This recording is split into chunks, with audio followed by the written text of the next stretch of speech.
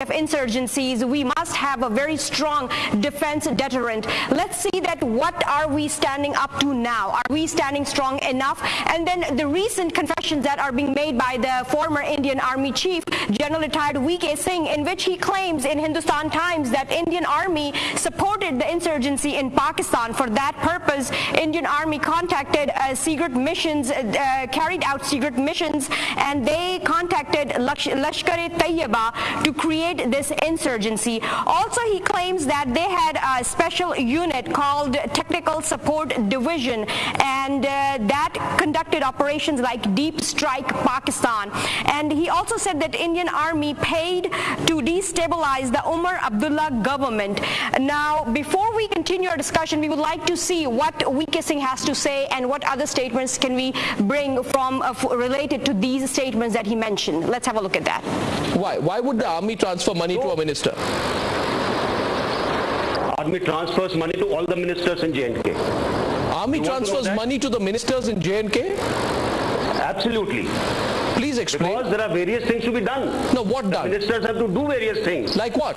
There are so many things to be done as part of the stabilizing factor in Jammu and Kashmir, as part of the activities to be organized. Does that not amount to interference in the affairs of a civilian government? I don't think so.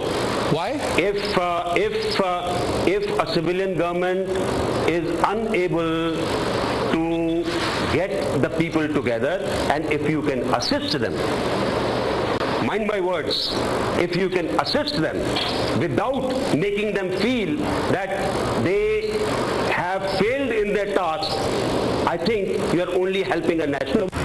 संस्थाओं की integrity के बारे में उसकी copy आपको दी गई है, आपने वो पढ़ी है। मेरा मानना है कि अगर इसके ऊपर कार्रवाई होती तो शायद आज जो हम दुर्दशा देख रहे हैं वो नहीं होती। और मेरा ये भी मानना है कि अभी भी समय है कि इसके ऊपर कार्रवाई की जाए, ताकि ऐसी चीजें दोबारा ना उभरें। एक और चीज जो मैं तथ्यों के आधार पर बड़े जोर के साथ समझाना चाहता हूं, जब मैंने कहा कि कुछ राजनीतिज्ञों को पैसे दिए गए, वो पैसे उनके व्यक्तिगत काम के लिए नहीं थे, वो पैसे उनकी जेब के लिए नहीं थे, वो पैसे उनके राजनीतिक कार्य के लिए नहीं थे, वो पैसे सिर्फ उनके नाम के आगे इसलिए लिखे गए कि शायद उनको बिना उनकी जानकारी के ऐसे फंक्शन में बुलाया गया जो शायद इस यूनिट ने बाकी संस्थाओं के साथ ऑर्गेनाइज किया होगा। Yes, as you saw, VK Singh confessing that Indian Army was involved in destabilizing Pakistan, and then he mentioned that Army transfers money to destabilize government in Jammu Kashmir. So now, this is not the first time that their own officials have come out and claimed something that has been done previously. We do have Parliament attacks, we do have Mumbai attacks, we do have some Jota Express, and after all those attacks, their own officials came up and they claimed that these things were planned by the Indian officials. Why don't our governments make a stern stand and then give them a response in UN, or they take this strategy of Indian government creating all this and then claiming it later? You see, in the nuclear age, when Pakistan and India both are nuclear powers, a new doctrine of war has developed between the two nations. Pakistan has been more passive in the last 10 years, particularly ever since Pakistan has joined the American so-called war on terror. The government of Pervez Musharraf, the government of Zardari, now the government of Nawaz Sharif, they've all been taking very subservient and docile role to the Americans. And the American pressure has always been on Pakistan to have good terms with India. It was Musharraf who actually allowed... At any cost. At any cost. And it was actually Musharraf who allowed the Indians to have a fencing on the line of control. For the last 65 years, line of control was a disputed territory. Pakistan had never allowed India Indians to form a fence line so that Kashmir could be permanently divided, because India always wanted the line of control to be turned into a permanent border, and Pakistan has always objected to it. But Musharraf actually allowed them to form a fence, and now Indians are claiming that that fence is now permanent border.